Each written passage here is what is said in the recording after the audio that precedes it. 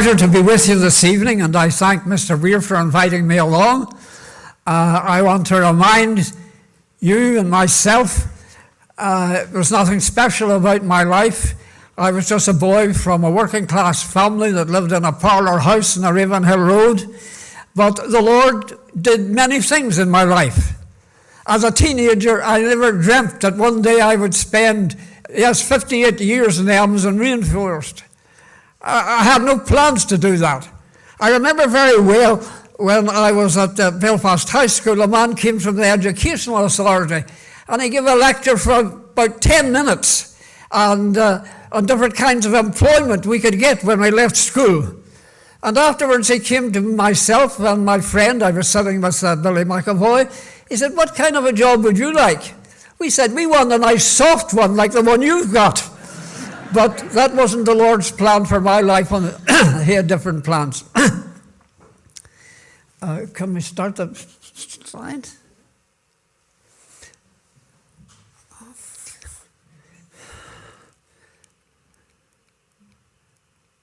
I was born on the 5th of October 1937.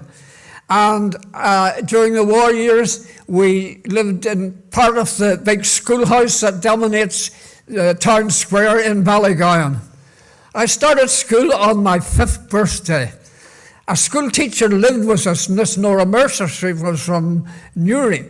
And in the afternoon, she tried to help what the teacher was trying to teach me in school, but she couldn't teach me to read or write. I was a very, very slow learner. I eventually went to Orangefield Primary School when the war was over, and I got the cane every single day because I could never learn my spellings.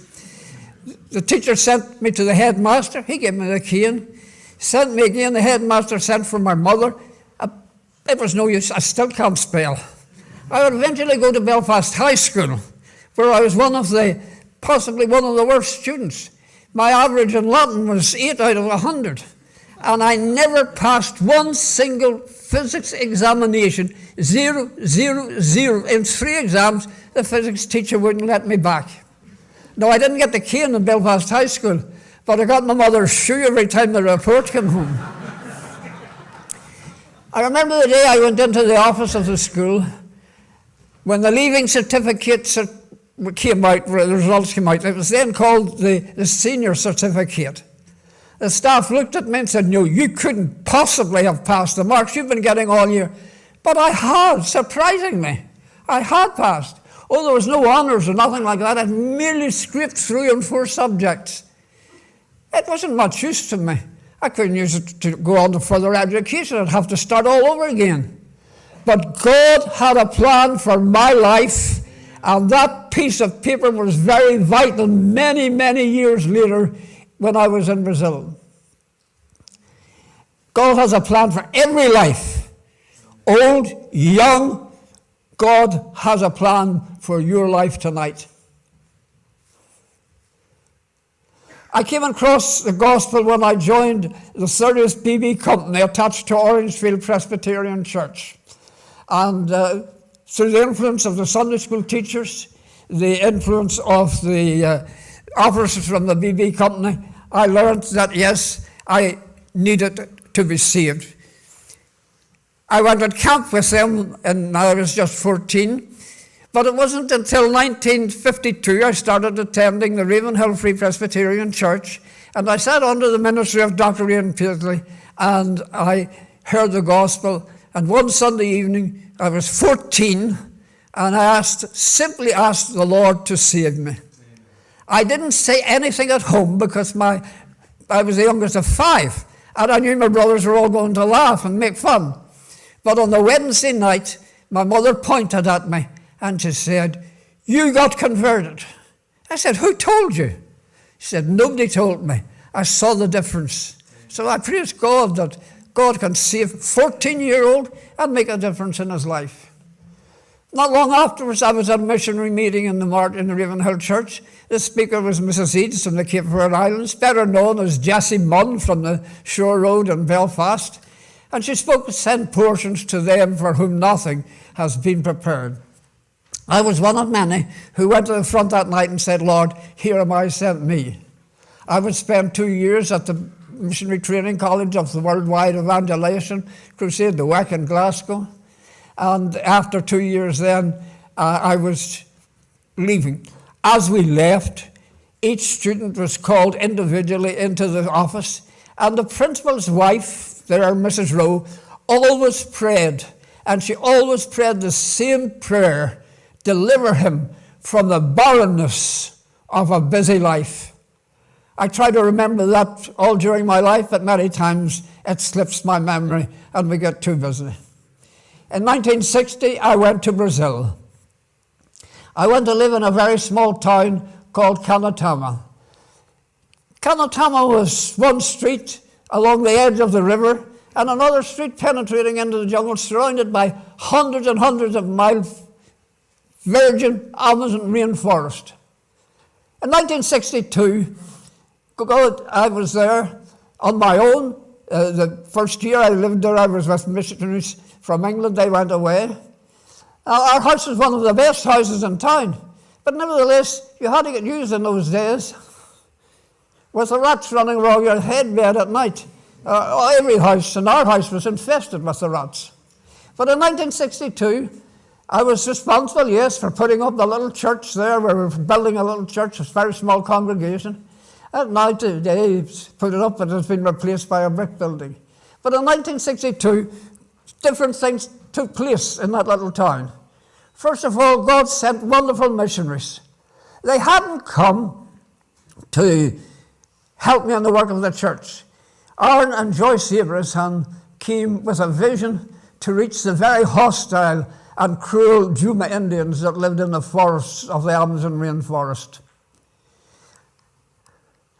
Aaron would go right up into Juma territory, build a house there at the side of the river for himself, a house for the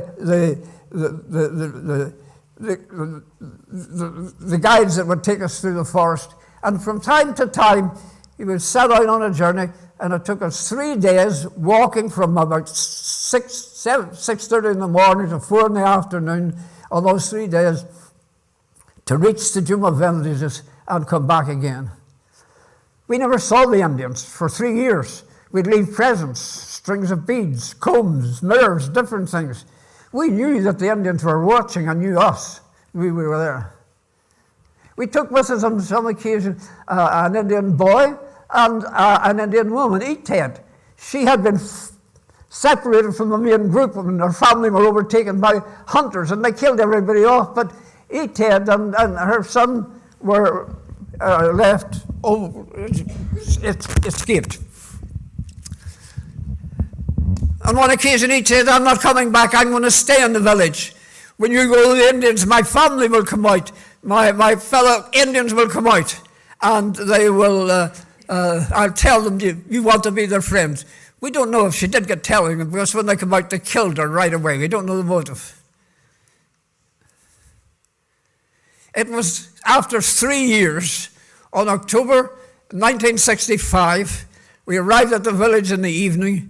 We could hear the Indians talking. We knew that they were there. But we went back a little bit. We couldn't go in the dark. It wasn't wise. We slept the night on the ground there in the rain, on the floor. And then the next morning, we went in. The little Indian boy that was with us, he was afraid because he'd hear the voices of the people he'd watched kill his mother. The woodsmen that were with us, the guides, they were afraid. They knew that anybody who ever met the Indians were killed.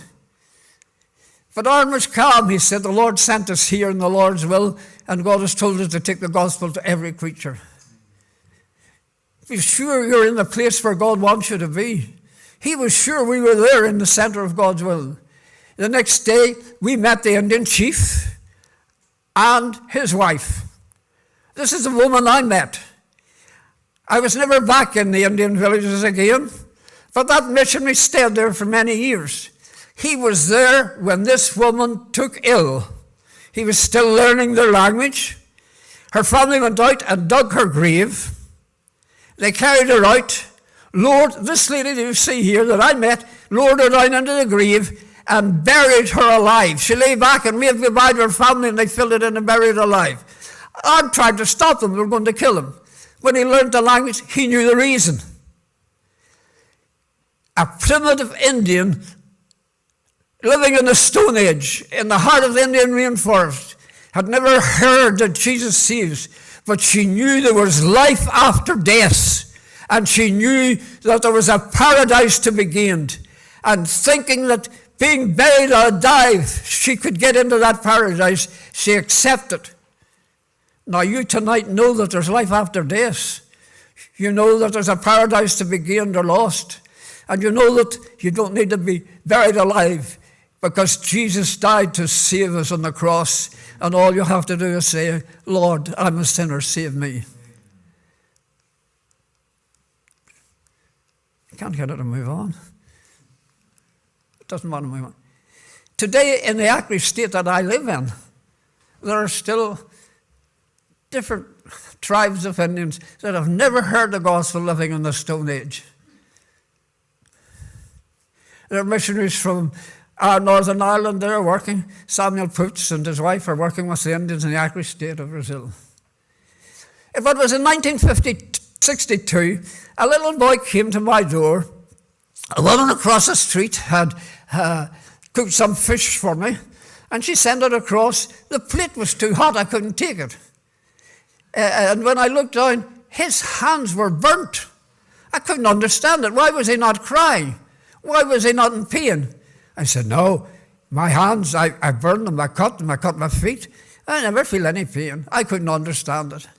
But I found a book in the house that I was living in, and it said that leprosy will cause the hands and the feet to lose all feeling. And I realized that little boy in 1962 had leprosy.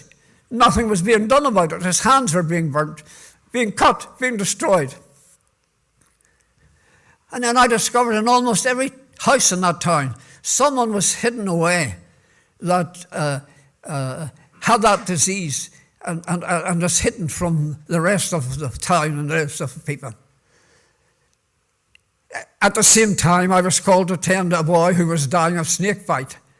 I told him, I'm not a doctor, a nurse, I'm nothing, I'm a preacher, but I'm going to send you, of course I got tablets for that little boy, but I'm going to send you once a week. Sometimes as a plane comes, and it'll take you to Manas. But that the boy who died, I said, I'm going to pray for you. He said, I don't want you to pray. I want you to do something to ease my pain, to save my life. In 1963, I visited the leprosy hospital in Rio Branco in Manaus, and I saw the conditions of the people who were left there year after year after year without treatment, and being deformed and disfigured and suffering. A young man from the Bible school in Manaus, Sir Miguel, he went to see a doctor in 1963. He thought he had an allergy.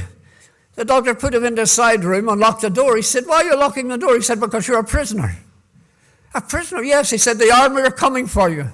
And indeed, the army came for him. They put him in the back of this truck, and they took him out to the leprosy hospital. We called it a leper colony in those days. And told him to get out. This is where your new home. There were 800 people there already, all deformed, all suffering, very little treatment.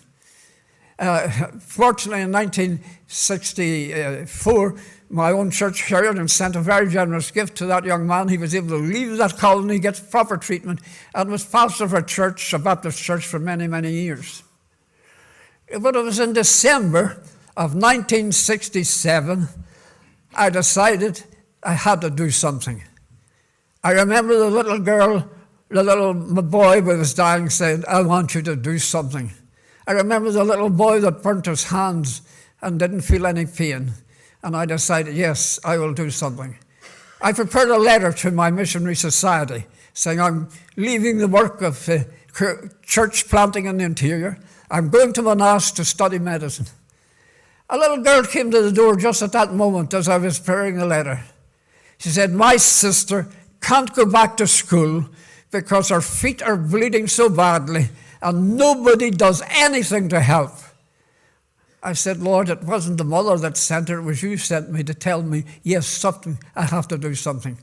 I took my letter to the post office and sent it off. The postmaster called me back, the postcard has come for you.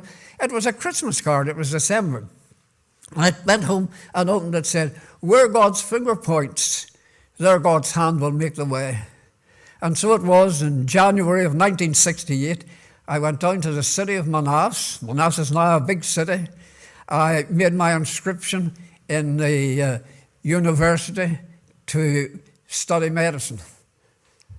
I had never passed a physics exam in my life, and of course I failed, and that was it. And everybody said, now what are you going to do? I said, well, I'm going to look for a job. My missionary society didn't agree that I should study medicine, so I was left in Manaus. I without any money, without any financial support. I was there in a big city, I had no money. I had to look for a job. I had to look for employment.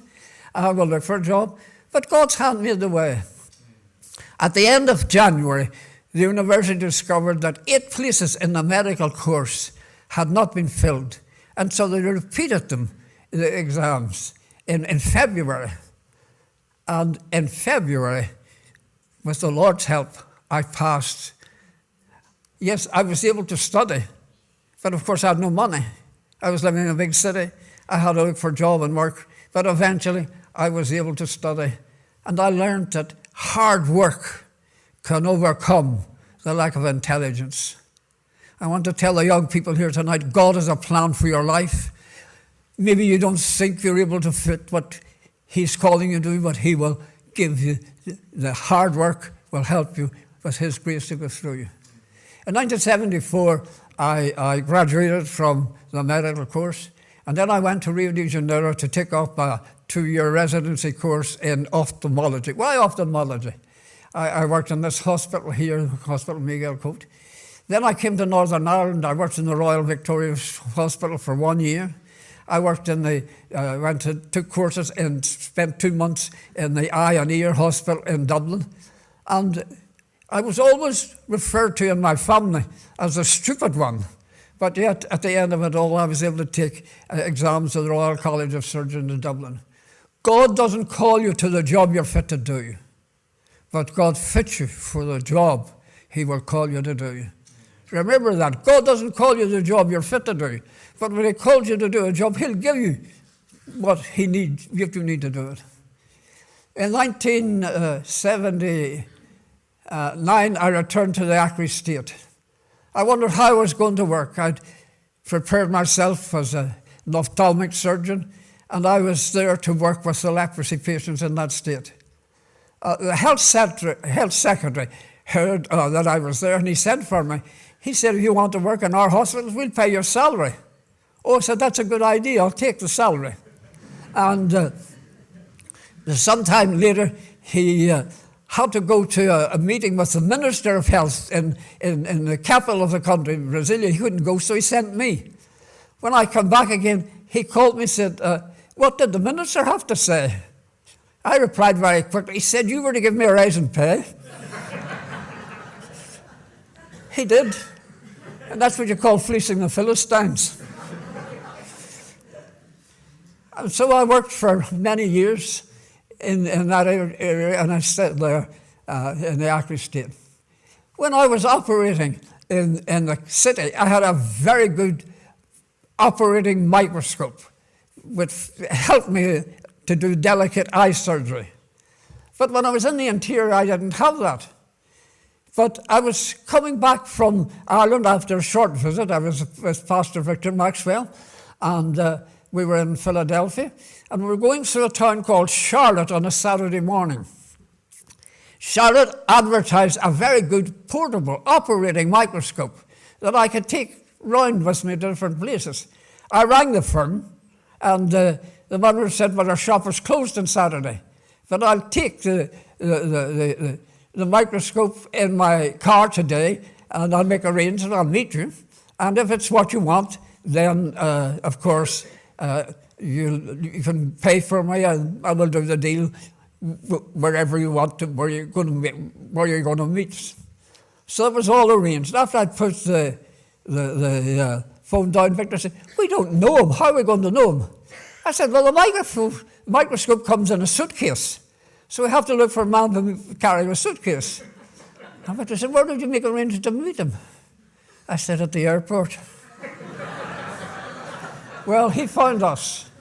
Friends had told me, if you're coming back from the States to Brazil, come to a town in Colombia called Leticia. One side of the road is Brazil, and the other side of the road is Colombia, and you've never any problem with customs. But when I got into the capital of Bogota, I found that I had to change planes. Not only did I change planes, but I had to go through customs.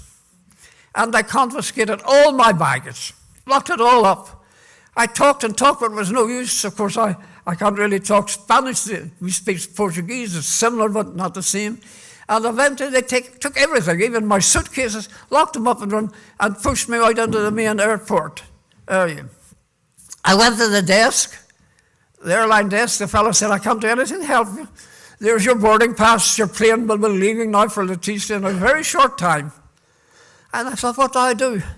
To go back to Brazil with no baggage whatsoever. I'd stay here. How do I start? I went back to the office again, and I explained my situation. And a gentleman there said, well, come with me. He took me through the airline office, out onto the patch where the planes were all being refilled and filled up, and took me over to the customs shed. It was about 5 in the morning. It was dark. It was all closed up. Can't get in. He said, just wait a minute. And he pulled a lever, and the carousel that takes the baggage in started going round. He got down on his hands and knees. He said, follow me. And I got down on my hands and knees, and we got into the customs shed. And I saw the room. I said, there's there. We got my baggage out, put it on the carousel. He got out, the baggage was out. I was just getting down to under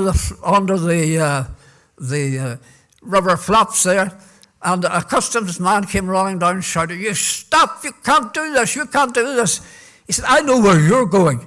You're going to Leticia, and I'll send a radio message and we'll get you in Leticia. Well, just with that, I got out, and the man pulled the lever, and the carousel stopped going round, and I got on the plane to Leticia. Leticia was a very quiet airport, but that day was utter confusion, utter confusion. The customs were there in full force, and they were opening everybody's baggage. And the people were complaining, this is a national flight, this is not the custom. The man in front of me said, they're looking for somebody. They're looking for something. I said, oh, I wonder who it could be. And as he was taking his suitcase off the counter, he looked at the customs man, and he thought I was a priest. So he said, Deus o Santo Padre passar. He said, let the Holy Father go through. Before the customs man could think, I said, gracias, mi filho, gracias, mi filho, gracias, mi filho. Thank you, my child, thank you, my child. Well, I don't know how to do it, but I did it as best I could. And I picked up my suitcases and I ran. I wasn't taking contraband to Brazil. I was taking a portable microscope with me. I would go down to the city of Manaus from time to time, the old leprosy hospital there. I would take it from all these towns that you see there. I would travel around. That microscope would help me to restore vision to many, many people. When you have hands like that and no feeling, and you lose your eyesight, well, it's a real problem. Even eating can be a terrible problem. But when you have the cataract removed, well, then it's a different story, and the quality of life changes. I would go to Manaus, to the old leprosy room there. I would in a very small two-roomed outpatient clinic, all alone. Usually it was on a Sunday when I was operating there. I'd rig up that microscope. There'd be the man, walk a man in, they couldn't get him to stretcher. The stretcher had to be turned that way to get in and out the door, but they'd bring him in, put him on the stretcher. And see it of that microscope, the quality of life was changed. So Jose Miguel was a wonderful, lovely Christian man. He had been blind for 17 years. He had no feeling in his hands. At mealtime, he couldn't feel the spoon. He couldn't see it. So his wife literally for 17 years had to feed him. And there one Sunday, we were able to change the quality of life. The Acre state, many of our patients would hide away in the depths of the forest. They were afraid to be sent to a leprosy hospital. And we had many patients all over the whole of the state. I not only was operating with eye patients, but the government asked me to control the leprosy control problem. There wasn't really any control problem at that time, but we started it. And these are some of the patients. I said, I'll go to every last patient and treat them and see that they have proper treatment. I started working, but I had to get people to work with me. I got a team to work with me. And then this would be my home for maybe 6 weeks. I'd sit on a boat. On the right-hand side, when you see a man with a red pullover, that was Christmas Day. 3 years in a row I spent Christmas, Easter, New Year, and we never knew we were traveling on the rivers. Sometimes we'd have to leave the canoe, the boat, and go by canoe. I often, when I hear people sing that lovely hymn, some through the water, some through the flood, some through the fire, and I'm stuck in the mud. But the River Tarwaka, and this is the same river but I would go to reach the people who had leprosy. I travelled by horse, walked through the forest. I travelled in 36 different rivers. Some of the bridges weren't so easy, but we got there. Everywhere we went, we gave out gospel literature along the rivers, never refused, people all coming back and asking for more. The team that started to work with me in almost 40 years ago are still there. Some more have been added to it. And the prevalence of leprosy in that state was reduced by 98%. So we praise God, and I'm glad I was not disobedient to the heavenly vision. Donna Adelaide here was just a little girl when she developed leprosy. She was taken a prisoner, put into the colony, and after many, many years, well, I saw her last year, blind, not able to walk, no hands, no fingers on her hands. But I was glad for many others I was there in time. This little girl, yes, that was leprosy in 1982. 3 years later, the mark had gone. And then 30 years later, the mark had gone. She hardly remembers she ever had leprosy. And with that team that worked with us over those years, we diagnosed and treated, not myself, but the team that worked with me, over 11,000 people who had that disease. Oh yes, a little boy burnt his hands. When he heard I was living in Rio Branco, he came to visit, he came to live. He was there so that I could take care of him. His hands had been destroyed. He needed a leg amputated. We put him in hospital. It was in hospital. He met a lovely lady. She'd come to have a leg amputated. And I married, and they were very proud of the young son. He burnt his hands. I saw him in the 1980s. And last year, in October, I went to visit him in his home. He's there right on the right-hand side. So that was 60 years of follow-up. If my consultant in the city hospital gets 60 more weeks, I'll be doing well. 60 more months, I'll be doing very well. Yes, but here's another little boy. He's got his arm in a sling. He was also 12. He came, he had a very painful and swollen arm. He had leprosy. I called the orthopedic surgeon. I said, we have to do something. He's going to end up with hands like John. Destroyed because there's no feeling. We took him to theatre. Today, he's an airline pilot. Perfect hands, perfect health, cured of leprosy. He came to see me in my home last year, and I was so happy to remember that I was not disobedient to the heavenly vision, but I was there to help a young boy like that. Little boy here in the front, oh yes, the others on the back, only one of them has 2 legs. The others all had to have a leg amputated. Little boy here in the front, oh, he was very complicated. His leprosy was very complicated. His mother was also in the hospital. One day I called her. I said, you have to take your son away from this leprosy hospital. He can't grow up in this hospital. When as a young man, he looked for a job, and I said, where do you live? I live in a leprosy hospital. Get out. No, you can't get a job here. Take him back home. Oh, she said, I can't take him back home. She was in the hospital as well. She had a lot of deformities. She said, when I developed leprosy, my husband left me. I was a school teacher. I lost my job. But it was friends in Northern Ireland that helped me to help them. And she left, and I helped her for some months, and then I got a pension from the government for her. Just a few months before I come home, this gentleman came into my consulting.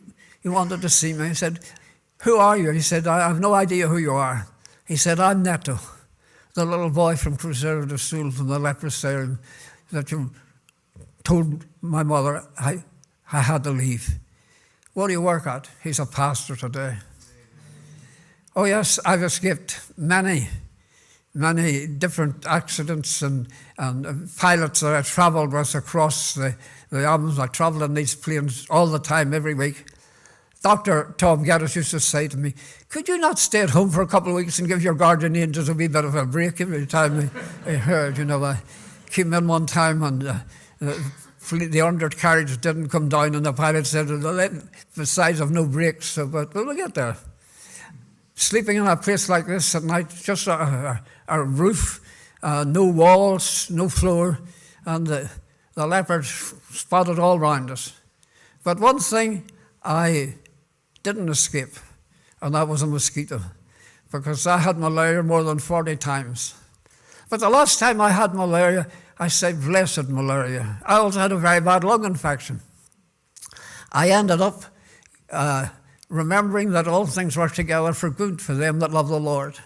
I ended up, my friends Dr. Tom Geddes and his wife Lucy Marr took me to Craigavon Hospital, to the emergency, and eventually they sent me to Dungannon Hospital for a lung function test. When I was getting up to come out, the doctor said, "No, just stay a moment," because the nurse is coming to take a routine blood test. And the routine blood test revealed that I had indeed multiple myeloma. I can say today honestly, "Great peace of they that love thy Lord, and nothing shall offend them." And that was 15 years ago, and the Lord has been gracious and kept me until this day. Although today the consultant said there's nothing more we can do, you've no more medicine, you've taken everything, but great peace of they that love thy Lord. I want to remember, God has a plan for every life. I remember, be sure you're in the place where God wants you to be. It might be lying on the jungle floor, hearing the Indians talk and knowing that the next day we'll meet the people who killed everybody who ever went into their villages. But if you're in the God's will, it's the safest place on earth. But beware of the barrenness of a busy life. And remember, where God's finger points, God's hand will make a way. God doesn't call you to a job you're fit to do. Remember, young people, God will fit you, equip you for the job he called you to do. I was called at a missionary meeting. Mrs. Eads spoke on "send portions to them for whom nothing has been prepared." And even today in the Acre state where I live, in this year, there are groups of people who have never heard the gospel living in the jungle. I remember leaving this group of leprosy patients in Cameroons. Oh, they were isolated. They had little food and no medicine. And they said, "Please don't go away. Please stay. Please come back. Please don't leave us." And as we drove away, there's nothing I could do. I could only go back to Brazil. That was where God called me. Thank you very much.